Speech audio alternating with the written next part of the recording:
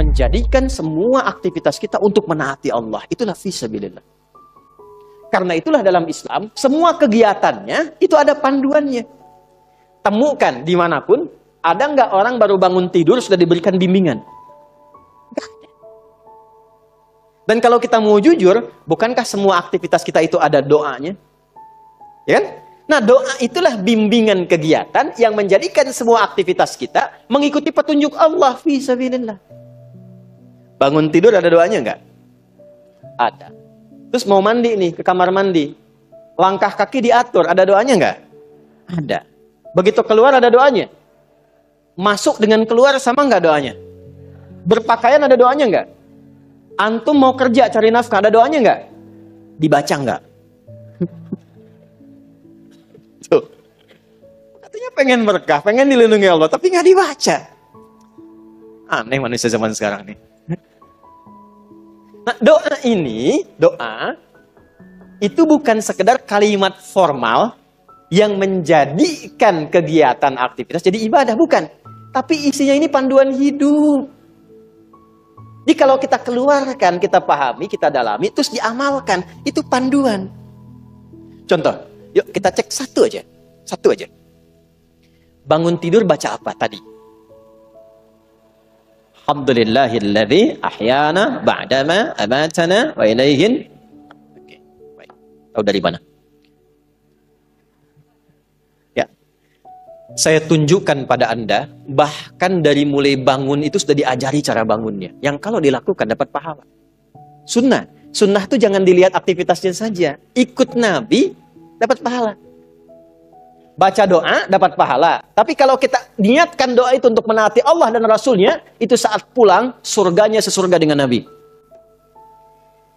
Tidak cukup dengan amin. Tahu dulu. Dan dengan semua Nabi. Dengan semua Nabi. Itu ada di An-Nisa, Quran Surah 4 ayat 69. Wa may yuti'illaha war rasul faulaika ma'al ladzina an'ama Allahu 'alaihim minan nabiyyina was-siddiqina wasyuhada'i was-salihin. Wa hasuna ulaika rafiqa. Dzalikal fadlu minallahi wa kafa billahi. Allahu akbar. Makanya tiap hari kita minta 17 kali, teman-teman. Ihdinas siratal mustaqim, siratal ladzina an'amta 'alaihim ghairil maghdubi 'alaihim.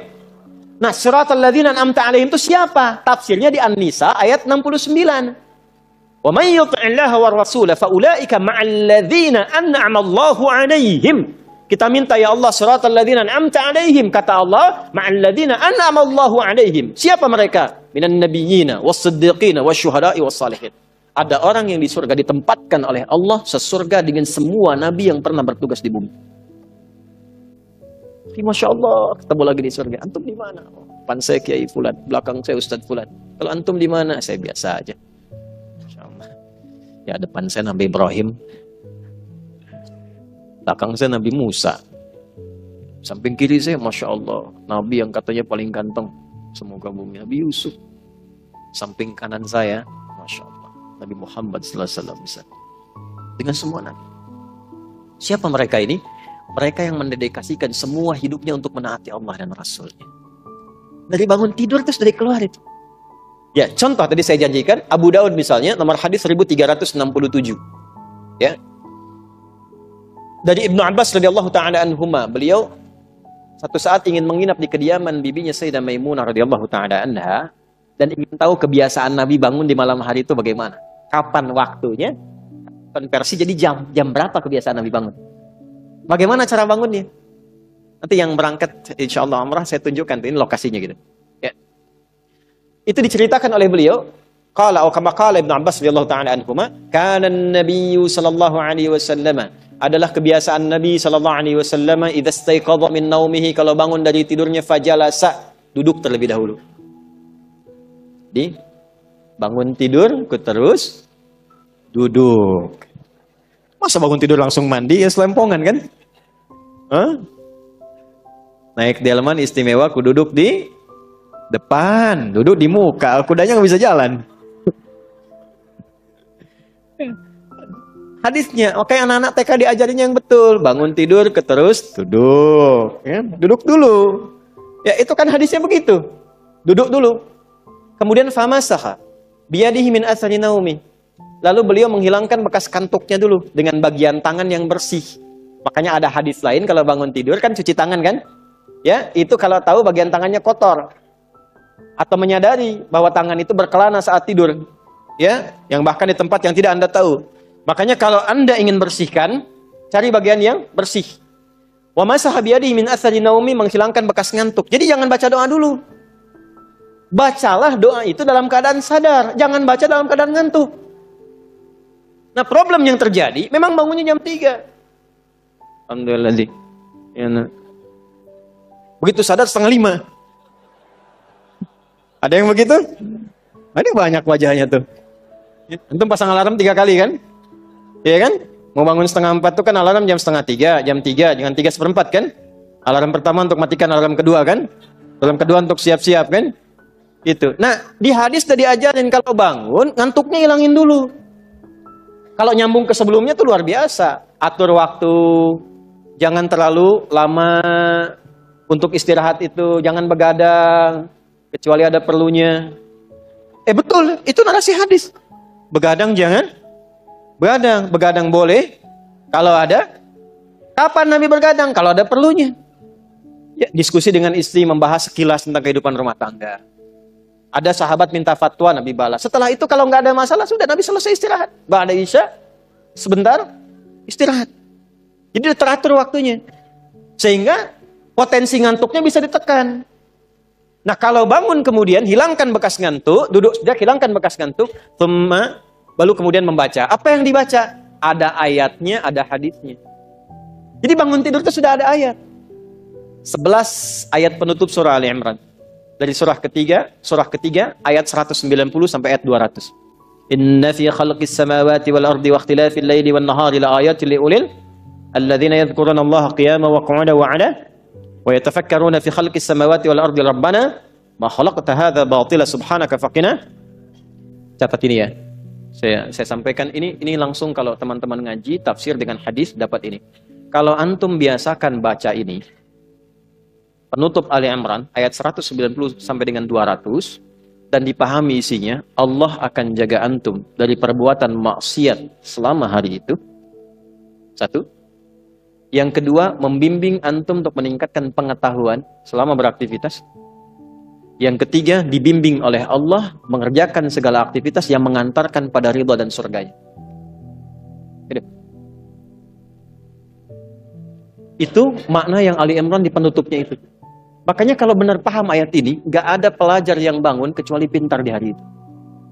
Karena di situ ada ayat-ayat untuk riset, untuk merenung, untuk berpikir. Nggak ada orang berbuat maksiat di hari itu. Karena ada ayat taubat di ayat itu. Mudah-mudahan nggak wafat dalam keadaan sedang maksiat. Sehingga terancam neraka. Dan minta ya Allah wafatkan kami seperti orang baik yang wafat sebelumnya. Sehingga terjaga hari itu. Dan terjamin ketika beraktivitas keadaannya baik. Karena dia senang dengan membangun silaturahim, membangun kesabaran. Wasabiru warabitu wattaqullaha la'allakum tuflihun, dan cenderung bahagia. Nah, untuk mengawali doanya itu supaya komitmen, maka ditanamkan dalam dirinya satu komitmen kuat. Maka disampaikanlah oleh sahabat Jundub bin Junadah dan Mu'adz bin Jabal radhiyallahu taala anhuma dalam Al-Bukhari nomor hadis 181. Keduanya mendapatkan doa dari Nabi sallallahu alaihi wasallam, faqala alhamdulillahilladzi ahyana ba'dama amatana wa ilaihin. Gini, ada amata, ada ba'dama. Kalau kata kerja terletak setelah ba'da dan ma, artinya apa? Artinya pekerjaan itu tidak terjadi. Jelas? Tapi yang terjadi adalah inspirasi dari aktivitas itu untuk aktivitas yang lain. Perhatikan. Alhamdulillahilladzi ahyana ba'dama amatana. Setelah ada kata ba'dama, ada amatana. Ya Allah, terima kasih. Engkau memberikan kesempatan kepada hidup di hari ini. Walaupun mungkin bila datang ajal itu engkau bisa wafatkan aku dalam tidur tadi. Cuma wafatnya nggak terjadi karena belum tiba ajal. Wa ilaihin nusyur, nasyara itu artinya berpencar untuk kembali mencari bekal. Jadi kalau kita dari kampung datang ke kota nyari bekal buat pulang, itu penyebarannya disebut nasyara. Pulangnya disebut ada. Sifatnya id, waktunya mi'ad, tempatnya ma'ad. Tempat kita pulang disebut ma'ad. Innalladzi farada 'alaikal Qur'ana laradduka ila ma'ad. Waktu pulangnya mi'ad. Innallaha la yukhliful mi'ad. Baik. Nah, kita bangun tidur berjanji sama Allah. Sifatnya nusyur. Wa ilaihin. Ya Allah, terima kasih. Engkau berikan kesempatan aku di hari ini menjalani kehidupan. Walaupun mungkin dalam tidur tadi, engkau bisa wafatkan kalau tiba ajalku. Tapi aku diberi kesempatan hidup saat ini sampai dengan ajalku. Maka aku berjanji, ya Allah, sekarang aku akan mencari bekal supaya persiapan untuk pulang menghadapmu. Itulah wa ilaihin nusyur maknanya. Makanya sebelum tidur, sunnahnya istighfar. Untuk mengevaluasi kegiatan sebelumnya yang salah. Setelah itu merencanakan. Kalau hari ini tadi nggak jamaah, besok saya ingin jamaah. Kalau hari ini saya belum infak, besok ingin infak. Direncanakan malamnya. Fa'idha faraghta wa ila rabbika. Tapi nggak tahu besok hidup atau enggak. Kita tawakal sama Allah. Yang penting sudah istighfar, sudah punya rencana. Istighfar yang dilakukan sebelum tidur membuat kita nikmat. Dan tawakal pada Allah sekalipun wafat. Ternyata Allah bangunkan lagi, kita katakan alhamdulillahilladzi ahyana ba'da ma amatana. Terima kasih ya Allah yang telah menahan rohku saat tidur tadi, tidak mewafatkanku sebelum datang ajalku. Aku berjanji hari ini aku akan menyempurnakan amalku demi mencari bekal pulang.